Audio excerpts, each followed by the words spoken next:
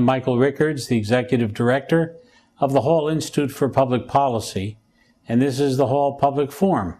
And I'm delighted today to have as our guest Dr. Joseph Marbach, Professor of Political Science. All of you know his work on New Jersey politics, and of course currently the Provost at his alma mater, LaSalle University.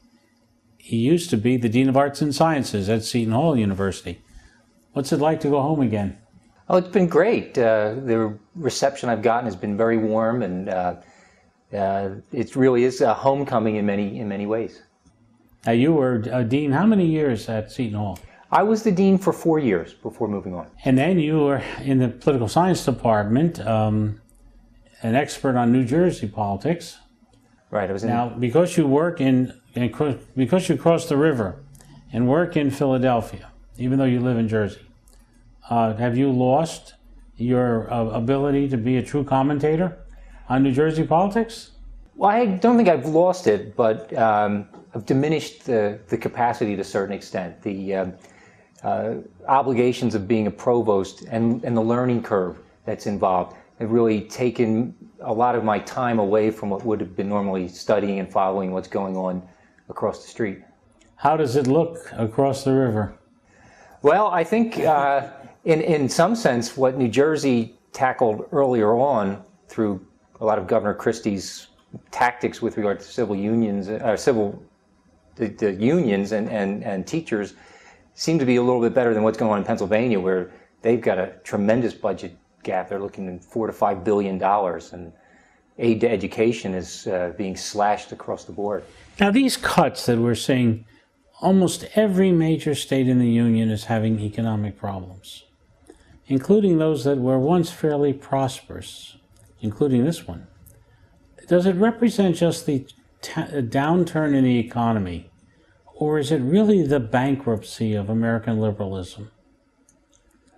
I think it's a combination of the two, but the downturn in the economy has really exacerbated it. That we've had governments that seem to operate without any real regard to long-term implications of the policies that they would enact. And certainly in New Jersey, we saw that with budget gimmicks every year, and every governor going back to, I think even to Tom Kean, coming up with some kind of budget gimmick to balance the budget, whether it's raiding the pension system or some other type of tactic, such as increasing benefits to state workers because they're going to vote for you, a la Don DeFrancesco. It's really been short-sighted and narrow-minded, and in a sense hurt the way we govern and can govern in the future. Have we come to the point where we just cannot expect government to do so much for us that in fact we've reached a point where there are limits, and that we have to acknowledge those limits? We have to acknowledge a contraction of the welfare state. I think so. I think given the context of American politics and the emphasis on individualism and the responsibility of the individual as opposed to collective actions and a sense of taking care of larger issues in society, I think as the pendulum swung and there's a more conservative underlying root out there, that we have come to identify there are certain limits, and now it's the question of what exactly are those limits and what services are we willing to pay for. Now, you were for a while the chairman, the president of the New Jersey Political Science Association, and just finished your meeting a little while ago. Mm-hmm. And what are the major topics of concern that you focused on and that you saw other people focusing on? We ran sessions that looked at a review of the governor's first year in office and some of his successes and the challenges that he's going to continue to face. We looked at the impact that redistricting is going to have on the state. You know, as you know, we're losing a seat in Congress, and that's going to inevitably pit one incumbent against another, so who's vulnerable. And we then looked at the impact of the congressional elections nationally. So we looked at, it was really in the Northeast that our pollsters came to talk about. So they were quite broad range of issues, and a number of perspectives were really presented. It was a very stimulating conference. Now, Patrick Murphy, the pollster up at Monmouth University, has done a kind of interesting redistricting proposals. And one of them has, New Jersey looks like a barrel with stripes across the barrel indicating the congressional districts, especially until you get where population is very dense in the northeast corridor of our state. Does that make much sense to have districts that are that long, as long as you can get in a small state like this? I don't think it does, especially as those strips of population include very diverse populations. You know, there's this sense of having communities being represented and clustered as best as possible so that the members of Congress can best represent that particular perspective.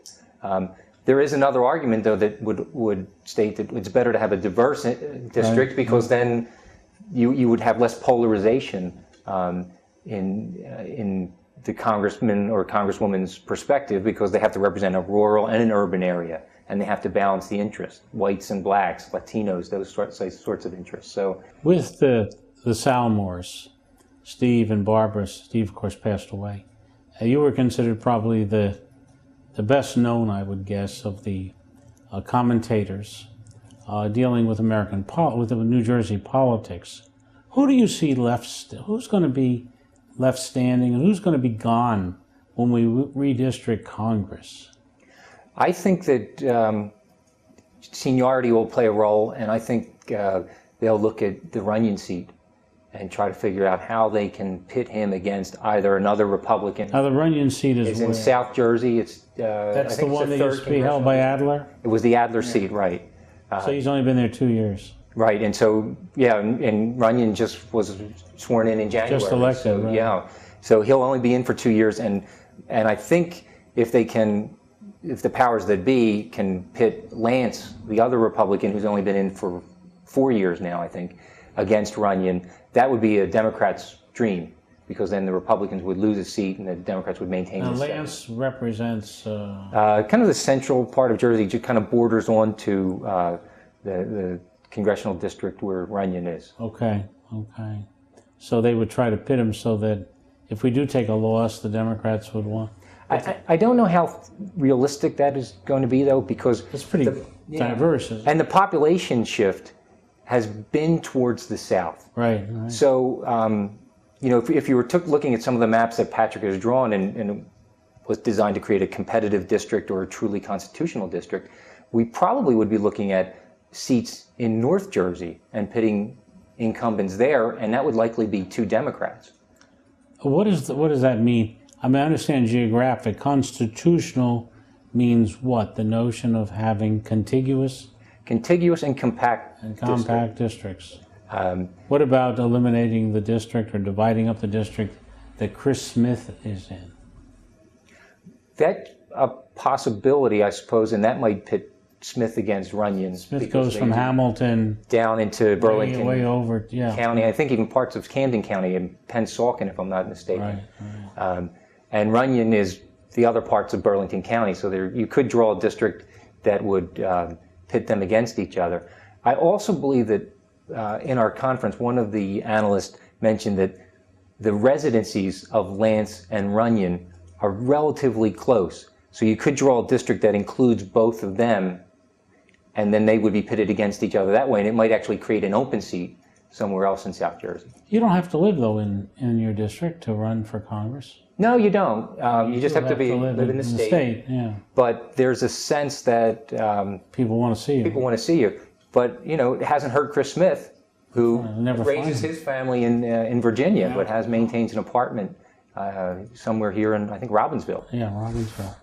As you look at New Jersey politics, and now you have obviously comparative perspective of Pennsylvania politics, are we any more crazy than the rest of the country?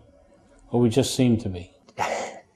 Well, I think our election cycle puts us at the forefront much more frequently than the other states that have an election cycle that's every even year for state elections and local elections. Whereas in New Jersey, we have those odd year elections, so we follow the presidential cycle with a gubernatorial cycle, and we get a lot of attention.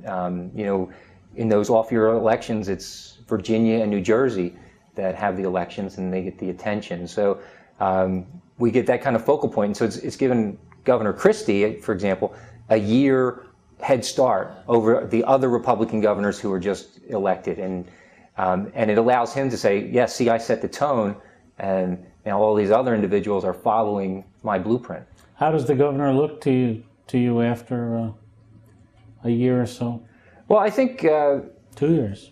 Yeah, it'll be 14 months. I think that Yeah. they've said he seems to be on track with his particular agenda of cutting government and cutting spending and reducing the size of government. I think he's going to hit a critical mass, though, where he starts to cut and there isn't much fat left, and he starts to cut into muscle and the bones, and then people are going to start to say, is this really what I want to see? And I think that's when we're going to talk about whether it's the crisis of American liberalism or the crisis of government expectations and what people are willing to pay. If they start to see the quality of schools decline, if they see the quality of local services decline, there could be a backlash because the governor has put himself front and center as the lead cost cutter, and there would be a natural reaction. So I think, you know, unless we have a significant economic turnaround where people can say they're feeling good about their own security and selves, that, you know, a lot of these efforts could backfire against the governor. Now, property taxes were supposed to be capped at 2%. The latest study that I saw was that property taxes in New Jersey went up to about 4.5%. You know, the law to cap property taxes had a number of loopholes, or allowing localities and school districts to spend more if existing contracts went into effect and there were pensions that had to be paid, or there were other emergency spending that was involved. And I also think it had something to do with the size of the district if it happened to grow. So, you know, these types of laws to artificially limit property taxes generally don't work. And even what the governor's talking about, reducing the aid to municipalities, without the so-called toolkit, municipalities won't be able to keep their expenses down. They just don't have the legal ability when they negotiate with their workers or have to pay into the pensions or provide services mandated by the state. Explain to the viewers what the toolkit is and how it's related to the idea of keeping down expenditures. Well, the toolkit is really a series of public policy options that would be available to local governments to try to reduce the cost of government. So some of it deals with how they can negotiate with local unions and removing arbitration, for example, which often inflates local contracts, and it really ties the hands of some of the local officials. Renegotiating pensions instead of paying into the statewide system, looking at what the private sector has done in terms of 401ks or employee contributions, dealing with healthcare costs for local employees. Those are the sorts of things that are in the toolkit that would allow the local, that free up local government from the state mandates on dealing with local workers by and large. And that's where most of local government's money is spent, on personnel costs. How did a progressive state, a state with a tradition of decency in its public discourse, become Wisconsin? And we seem to have been Wisconsin before Wisconsin was Wisconsin. That's right. It's troubling because this is not my thought. It was one that was brought up at the conference, that what's happening in Wisconsin and what is pioneered in New Jersey is this middle class being pitted against the middle class. And so the governor has demonized teachers and demonized public employees who make fairly good living, and they receive very good benefits packages. And so it's been that, and I think it's been the benefits package in particular, the pension and the health care, that workers in the private sectors have seen their costs go up and employers passing on costs to the workers. And that seems to have been a trigger, and the governor's tapped into this sense of the grass is always greener on the other side, and so my neighbor is getting better benefits than me, and that ought to be stopped. So he's been successful in this notion of pitting the middle class against itself. It's interesting to take a look at that and to see, because that's a state that has had a long history of great liberalism, going back to La Follette when he was governor. And it's interesting to take a look at that. And same thing New Jersey, with a great progressive governor who did become President of the United States, Woodrow Wilson. And of course, New York's great progressive tradition, going back to Teddy Roosevelt through Franklin Roosevelt and even beyond. The most impressive governor I ever met was a guy named Nelson Rockefeller.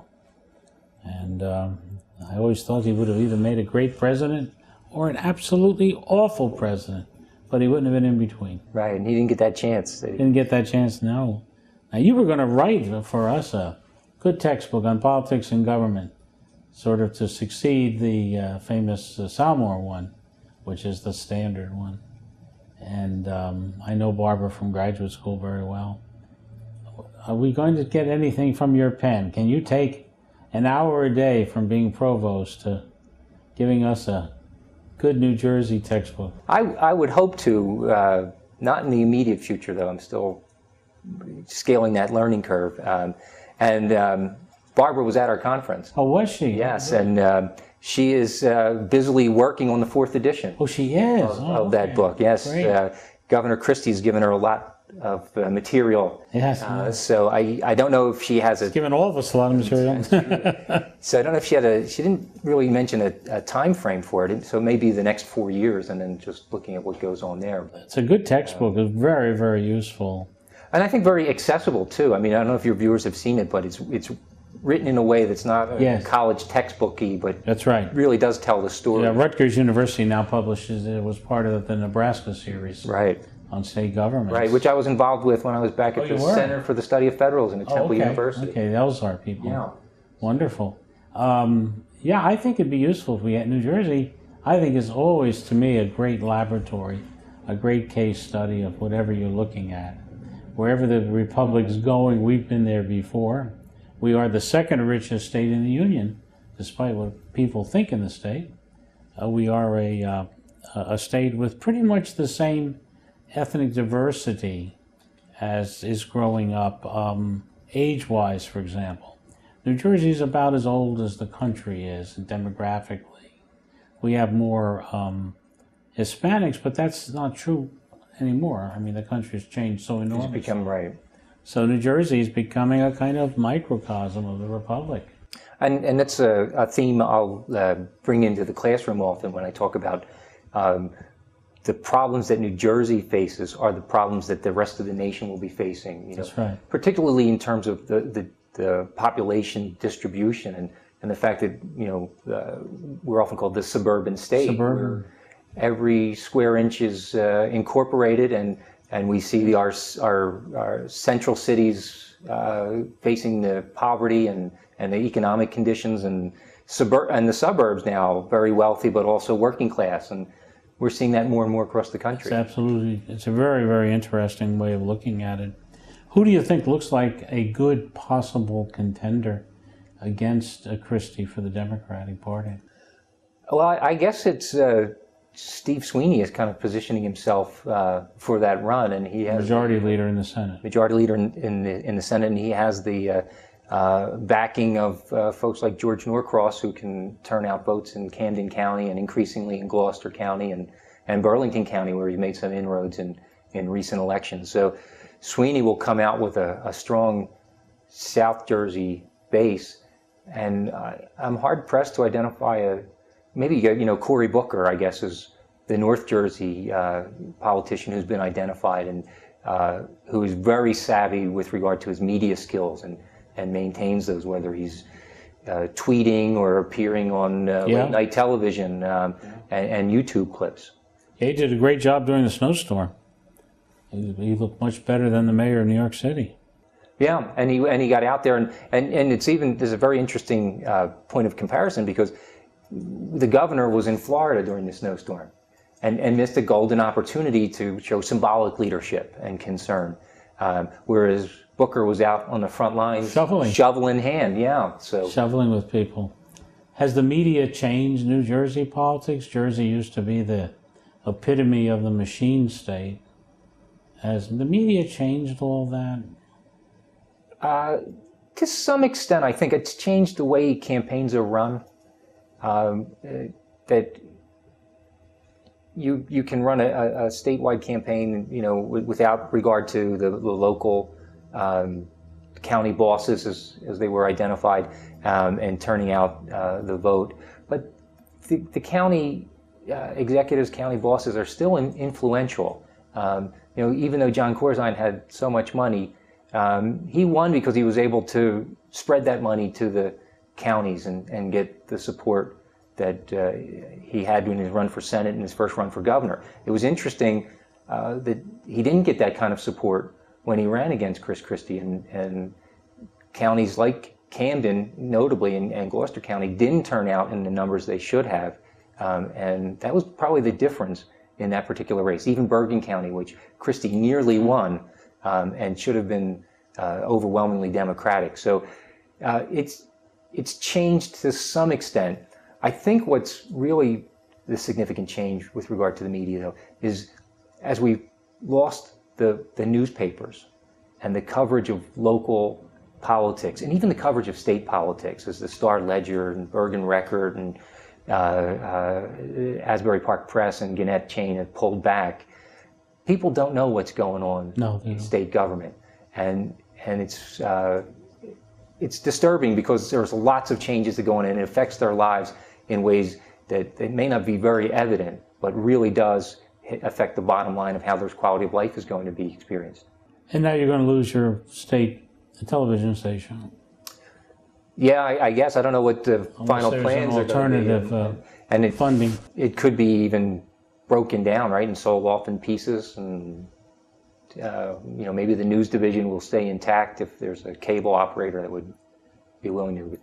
Benjamin Franklin once said that New Jersey was like a keg with a tap on either end, and that's true of the media too. That we either get our information from New York City or from Philadelphia. Right, and my former colleague at Seton Hall, Matt Hale, has been doing studies of New Jersey coverage, and in this part of the state where Philadelphia media dominates, New Jersey gets barely a mention. So we don't get anything. Now New York, and particularly I believe it was the NBC affiliate, seemed to pay a lot of attention, or much more attention than the competitors, to New Jersey politics. But even that was limited.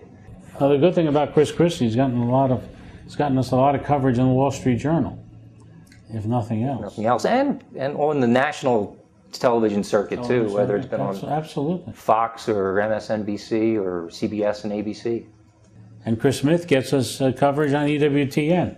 I'm not quite sure if that serves the needs of the people of New Jersey, the Catholic network. What's interesting as you look back on your long history of really analyzing New Jersey politics, have we really, Joe, changed as a people? Are we still angry about the same thing? Are we still proud of the same thing? I don't think we've changed all that much. I think, in a sense, New Jersey is sometimes has an inferiority complex because it is that barrel tapped at two ends, and particularly with the relationship in New York.